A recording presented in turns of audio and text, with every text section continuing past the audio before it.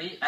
When I talk to people about this show, the one episode that often tends to come up, the one episode that people have seen and that they liked and that they're really interested in, is the one about the Humanity Project and Charlie Burrows. So I thought it was about time that we had him back on the show and get talking about this again. Thanks so much for coming on. Thanks for having me on, my friend. For real though, every time I talk to people about this show, just in conversation, they bring up the episode where you came on and talked about what you do. What is it about what you're doing that gets so many people interested, do you think? I think it's a real sense of community. It's everybody working together. When you come into our center, you can't tell who the givers and who the takers are. You know, you were there today. There's people that will be sitting down eating, and they get up and they clean off the plates, and they'll start picking up other people's plates and clean them off.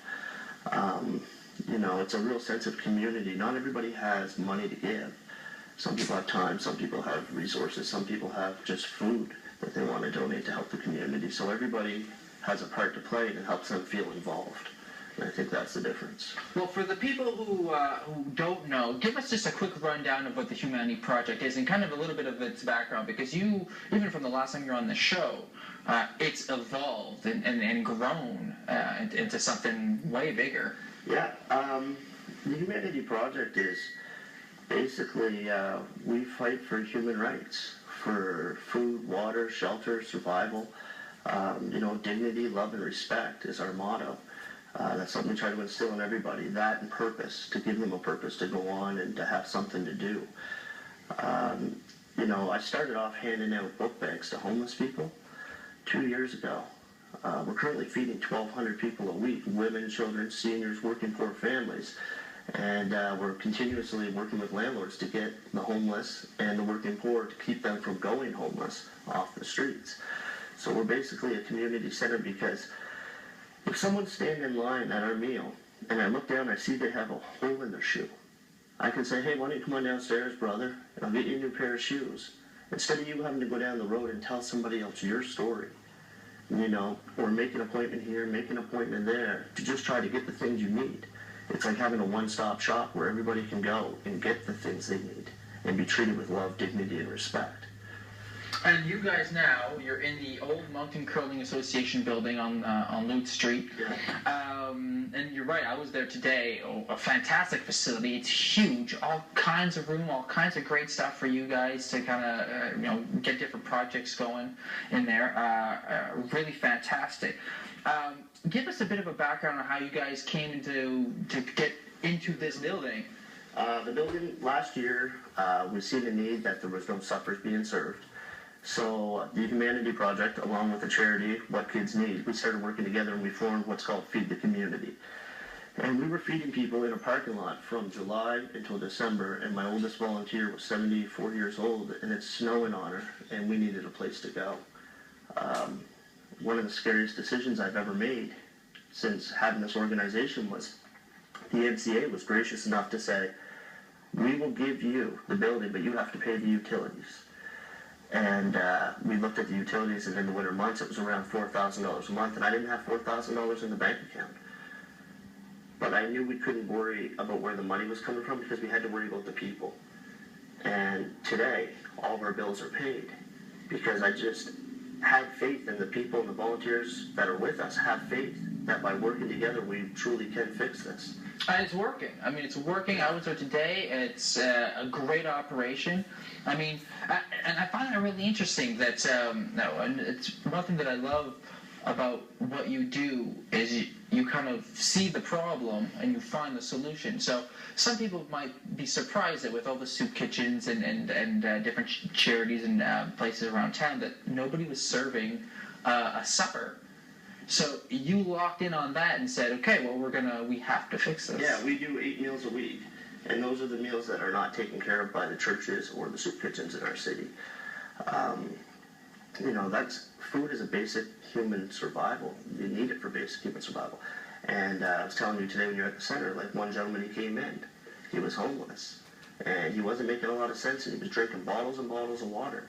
But after 3 days of letting him stay with us and getting proper sleep, proper nutrition, he was fine. And I come to find out when I talked to him, it was because he only had 4 hours sleep in 5 days, because at night He's traveling around trying to find events in warm places and then being kicked out of those spots. You know, to be honest,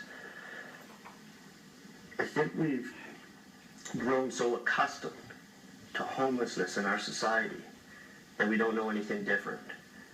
And a revolution is not started with an uprising. A revolution is started by showing people that there's a different way of doing things. And Moncton, Riverview, and Dieppe, we need to work together to do something different, and we need to end homelessness. It's possible, it's doable, and we can do it. We just got to work together and do it. Well, I want to talk to you about that, but I'm going to save that to the second segment because there's some heavy stuff there. There's some heavy stuff I want to get into. I want to stay on this building because one of the things that you guys are doing, you don't own the building as of right now. The MC's letting you stay in there as long as you pay the utilities, but obviously you guys want to take ownership of the building and the land so you can make it your own. What's the cost behind that right now? The cost behind it to buy that building is going to be $380,000, and that's for the land and the building and everything. The ice shed, it comes on 4.5 acres, and we plan on putting in garden space and stuff like that. But it's the ice shed that we're really interested in because we want to put, we don't believe in the warehousing model of taking 10 people and putting them in a room with a bunch of bunk beds. We want to build 32 units inside that all have their own little kitchenette, bathroom, living quarters.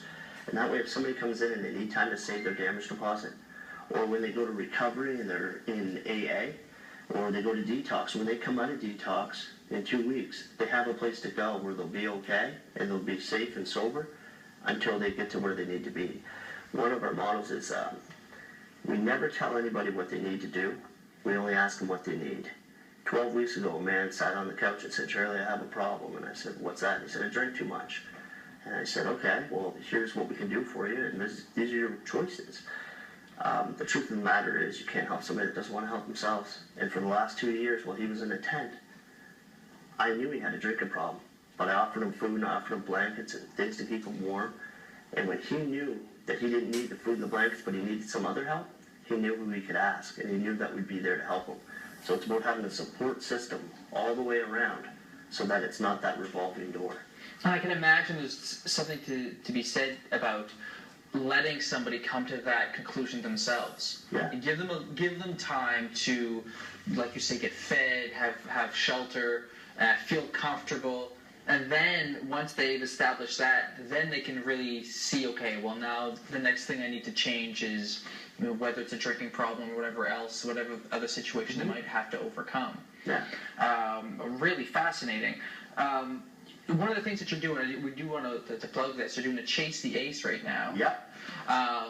So Chase the Ace, give us some details about that so that people know where to What that is it's like a 50-50. You buy your tickets, and on Saturday at the market, you come on down between 9 and 1 o'clock, buy your tickets, and if your ticket's drawn, you get 20% of that day's sales. And then you get a chance to pull a card from a deck. If you pull the Ace of Hearts, you get the jackpot plus the other 30% of that day. If you don't pull the Ace of Hearts, the 30% goes back into the jackpot and it accumulates every week. So how much you got going right now? Right now the jackpot's at $2,300. And so I've been trying to give away some money, and I've been shaking some $100 bills around in some videos, and so everybody's come down. Come take the money! That's right. Really what it's for, it's to fund us a home.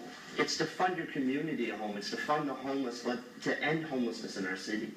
Like, we can do it, and we can do it as a community, working together. It's very important. You know,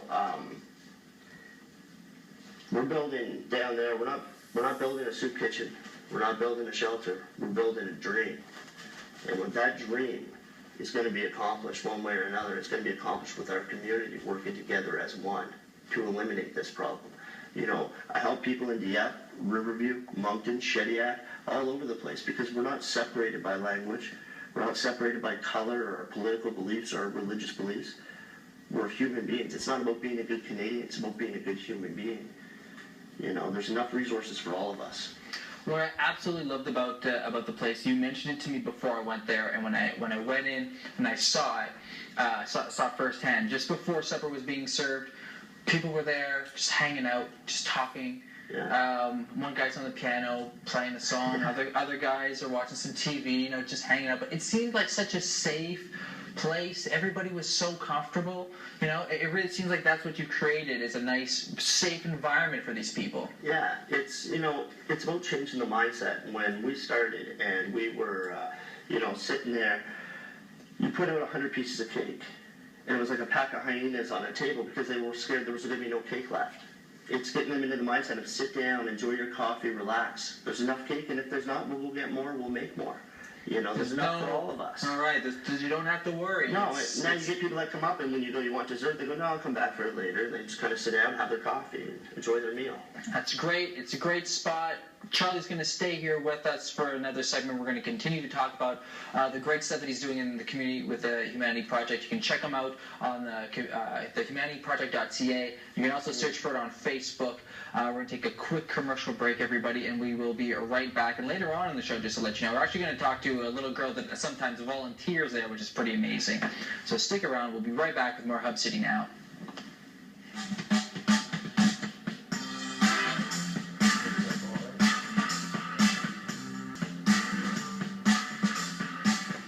Welcome back, everybody. Again, with me is Charlie Burrow from the Humanity Project. You mentioned in the top of the show, and I actually had written down that quote because you posted today on their Facebook page. I want to mention you are really active on Facebook and on social media, which is really cool for people that want to follow. That's really great. But revolutions are not started with uprising. Revolutions are started by showing people a different way of doing things. Let's do something different. Let's end homelessness. Thank you for all the support. Hashtag WeCanFixThis, which I love that hashtag. You truly believe that we can eliminate poverty in our community? Like with you, this is something you believe this wholeheartedly. I'm crazy enough to run around this city and tell people that we're going to end homelessness, and the only reason I do that is because I believe it. I believe it. I started off 2 years ago, handing out book bags to homeless people, and 2 years later, with the community support, and by bringing people together to work together for the cause of actually helping people, and that's your sole purpose. Look at where we're at 2 years later.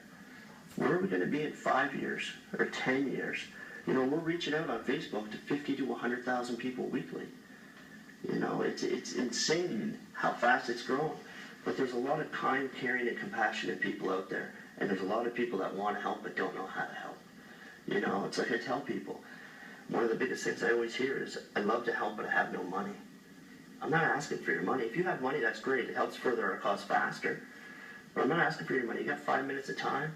You want to cook a roast? You want to come serve at a meal? You want to come full clothes? Like you've seen our trailer. Our trailer's 53 feet long, and it's full of clothes that we give out. They can walk in, go in, get what they need. It's donated. People donate to us because we don't sell it to people. We give it to people. So that's, a lot of people want to help, and they go, well, what do I do with this? Unfortunately right now, until we get the storage sorted out, we can't take any more clothes, but same with food. We've done over 500 family food boxes for families that sometimes don't qualify for the food bank, or it's an emergency and they need it right then and there because it's the middle of the night or whatever time. There's a lot of people in the city that are hurting, and it's not even in the city, it's hard times in the Maritimes. And that's why we all have to stick together, to work together to find solutions.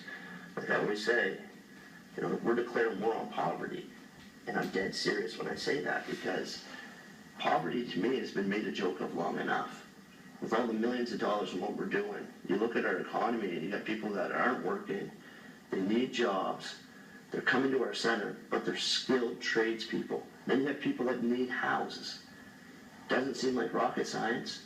Employ these people to build the houses for these people, make affordable housing. Change the way we think and start working together on these issues. One thing that just comes to mind, just because we had, Catherine Barnes, George Summers here, telling us a story about permanent settlers 250 years ago arriving looking for new beginnings and a piece of land, and they're waiting for a boat of provisions to come by to help them out, and it never comes. So the Acadians that were here and the Mi'kmaq people that were here helped them out, and right from the get-go you see that for the earliest beginnings of this community, it was built on people helping one another. That's our heritage, really. It's funny because during the holidays and during moments of tragedy, we come together as a society, we band together, and we help as fast as we can. We raise millions of dollars. We do tons of things. We fix the problem. Because it's that time of year. It's the giving time of year. Why can't every day be the giving time of year to look out for your brothers and your sisters? Because the honest to God truth is, and this is the truth, homelessness is not a guy with a brown paper bag holding a wine bottle. Homelessness is you. Homelessness is your neighbors, it's your friends, it's your family, it's the guy next door, it's people that you work with. That's what homelessness is. The amount of people that I find sleeping in their cars and working jobs is insane. And the definition of insanity is doing the same thing over and over and expecting a different result. It's time to do something different. No, I mean, you're absolutely right. When you look at the statistics of I mean, not to sound like Bernie Sanders from the American election or anything, but the top 1% are making so much more money. The middle class is shrinking because there are more people falling below the poverty line. And like you say, a lot of these people, they're the working poor. They have a job or more than one job, and they just can't seem to get ahead. We were talking about it earlier today. Sometimes you just get dealt a hand that you just, some things just aren't your fault, but you got to do with what you got.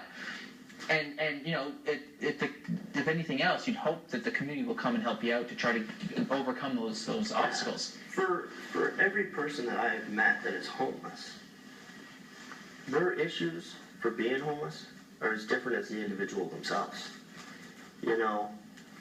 5 days ago, we helped a lady whose son has a rare disease, and it's a life-shortening disease, and he can no longer walk.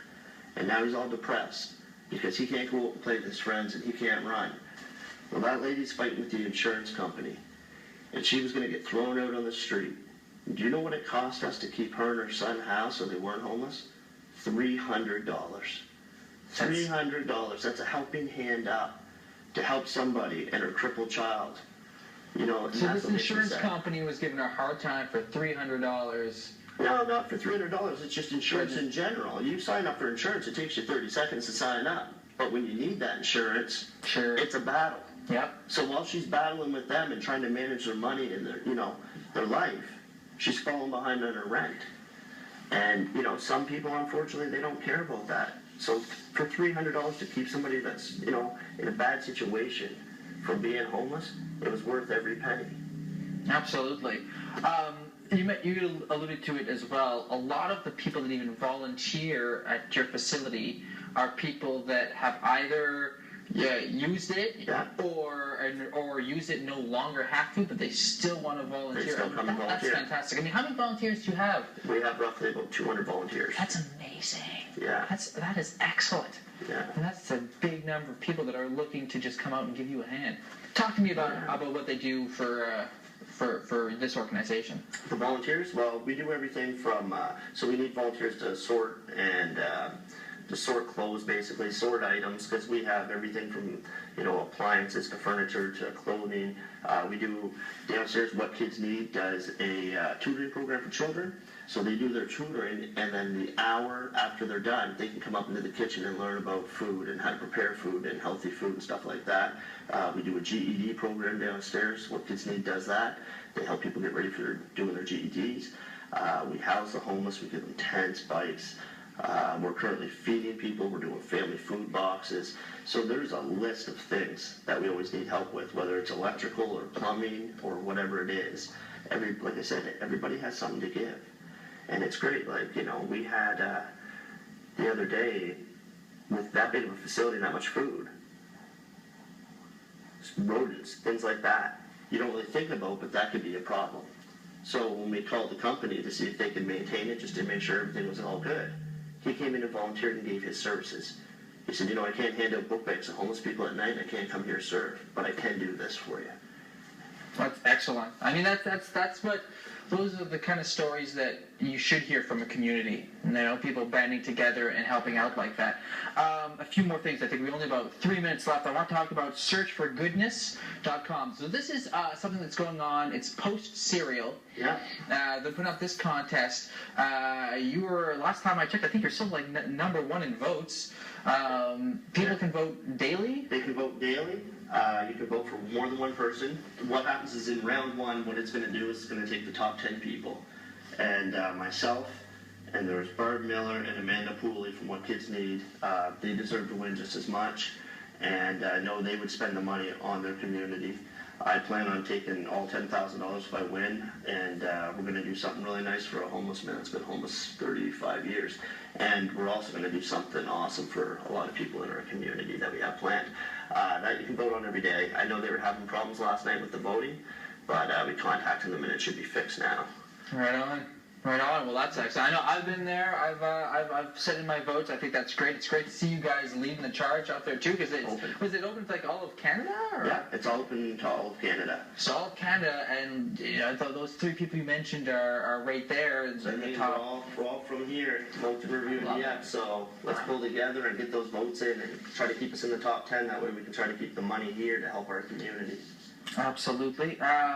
So that's going on. Chase CH is also going on down at the Moncton Market. People can go there and check that out. Come check that out, please. That'll help fund us a home, and it's going to help make a better community for all of us. And it's going to take all of us, but we can do this, and we can fix this. I mean, you've got some, again, obviously you want to take ownership of that building, but you have some pretty big plans for that building as well. Yeah. So, I mean, I think it's pretty amazing what you've got planned, and hopefully we can see it through. Less than a minute left. I mean, great. I really enjoyed going over there and having a look to see what you do. It's amazing. I mean, like you said, it's such a cool place. People are there. They're hanging out. They're happy. They're helping out. Yeah. People so friendly, willing to come and talk to you.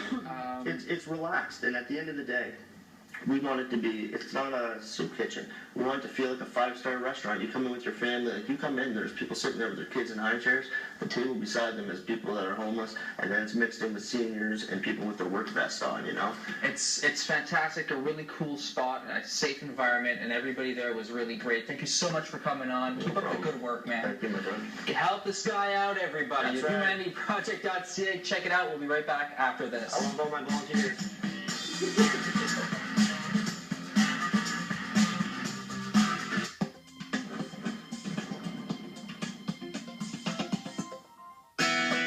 A kayak's lightweight and narrow profile